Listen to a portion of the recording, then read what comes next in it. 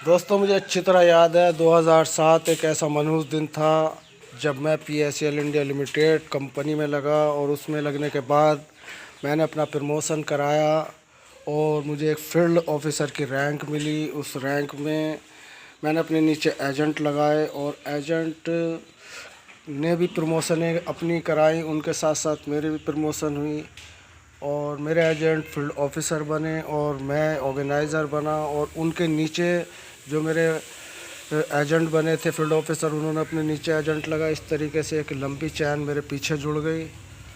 और दोस्तों, बहुत अच्छा बिजनेस हमारी कंपनी में जा रहा था और हम जमा करा रहे थे, लेकिन हमें कभी भी ये नहीं मालूम था कि जब 2002 में कंपनी जीत चुकी थी इस केस को, तो 2007 में हम लगे थे। हमें पता था कि अब कुछ नहीं होने वाला, लेकिन अचानक ऐसा क्या हुआ कि सेबी विभाग के केस हारने के बाद इनकम टैक्स वालों ने कुछ गड़बड़ियाँ दिखाई और एकदम से सेबी हरकत में आई और फिर दोबारा से शिकंजा कसा गया और उसमें हमारी कंपनी हार गई। और हालात ये हुए कि कंपनी के मालिक को, निर्मल भंगू को बंद कर दिया और सभी CSC जितनी ब्रांचें थी वो सब बंद कर दी गई।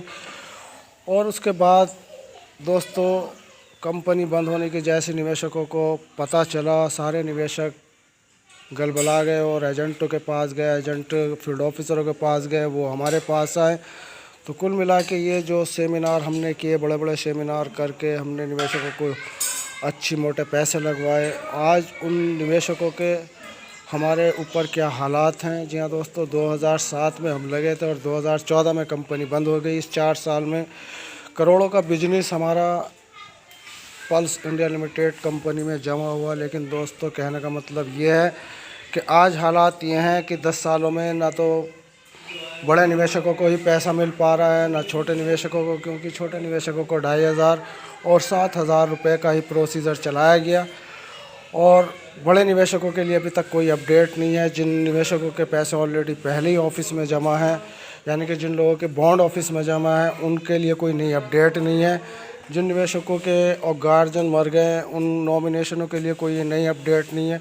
जिन बच्चों की FD कराई गई थी हमारी यूनिटों में, उनके लिए कोई अभी तक अपडेट नहीं है। कुल मिलाकर सेबी विभाग ने 49,000 करोड़ रुपया जो अपने अंडर में किया हुआ है और लोढ़ा कमेटी के द्वारा जितनी भी प्रॉपर्टी बेची गई, चाहे वो आउट ऑफ इंडिया की हो, ऑस्ट्रेलिया से इतना मोटा पैसा इंडिया में आया, वहाँ के रिसॉर्ट, बड़े बड़े होटल बेचकर वो पैसा हमारी निवेशकों को पैसा लौटाने के लिए आया। लेकिन लोढ़ा कमेटी ने उस पैसे का कोई हिसाब अभी तक सार्वजनिक तौर से नहीं दिया और निवेशकों को अभी तक ये था कि पैसा मिल जाएगा। लेकिन दोस्तों, जिस तरीके के हालात और प्रोसीजर चल रहे हैं, इस हालात से निवेशक बहुत ज़्यादा परेशान है और उसे दिख रहा है कि बड़े निवेशकों का पैसा मिलना बहुत मुश्किल है और जो छोटे निवेशक हैं उन निवेशकों को भी पूरा पैसा नहीं मिलेगा। तो दोस्तों, इस वक्त का जो माहौल चल रहा है लॉकडाउन में, ऐसे में कोई अगर हम सेबी विभाग से बात करते हैं तो सेबी विभाग स्पष्ट तौर से ये कह देता है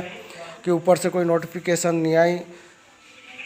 और किसी अधिकारी, बड़े अधिकारी से बात करते हैं तो वो भी इसी बात को जवाब देता है कि ये सारी जिम्मेदारी लोढ़ा कमेटी की है। तो ये एक दूसरे के ऊपर गेंद एक दूसरे के पाले में फेंक देते हैं। निवेशकों का नुकसान हो रहा है, इसमें कितना नुकसान हो रहा है ये आप अच्छी तरीके से जानते हैं। अब निवेशकों ने अपने पैसे को लेकर बिल्कुल उम्मीद छोड़ दी है और हम लोगों के साथ क्या हालात हैं ये हम आपसे नहीं बता सकते। अगर हम आपको अपने हालात बताएं तो बस यही समझिए कि अपनी जान बचा रखिए, अपने घर बैठे हैं। लॉकडाउन हमारे लिए तो बहुत पहले लग गया था, 2014 में हमारे लिए लॉकडाउन लग गया था। हम घर से बाहर नहीं निकल पा रहे, घर बाहर से निकले तो एजेंट पकड़ते हैं, एजेंट के फील्ड ऑफिसर पकड़ते हैं, इधर उनके निवेशक पकड़ते हैं। तो ये हालात इस वक्त हमारे हैं। हमारे लिए लॉकडाउन ऐसा है कि भाग में गुलाम फौज है, यहाँ भी गुलाम वहाँ भी गुलाम। अगर हम लॉकडाउन ना भी हो तब भी हमारे लिए लॉकडाउन है। तो दोस्तों, हमारा आपसे कहने का मतलब यही था कि ज़्यादा बड़ी वीडियो बन जाएगी, इसलिए मैं इस चैनल के माध्यम से आपसे यही कहना चाहता हूँ कि जितनी भी इस वक्त निवेशक हैं वो सब हताश और परेशान हैं और सरकार से हमारी गुजारिश है कि वो अगर हमारी अपनी करुणा को, हमारी दर्द को समझें और सुन रहे होंगे तो 49,000 करोड़ रुपए के 5,85,00,000 निवेशकों का पैसा जल्द से जल्द दिया जाए, ताकि निवेशकों के हक में एक अच्छा इंसाफ हो और न्याय प्रणाली पर हमारा विश्वास रहे। तो दोस्तों मिलते हैं फिर किसी और दूसरी वीडियो में और अच्छी बात बताएंगे आपको। आज के लिए बस दोस्तों बस इतना ही। और इस चैनल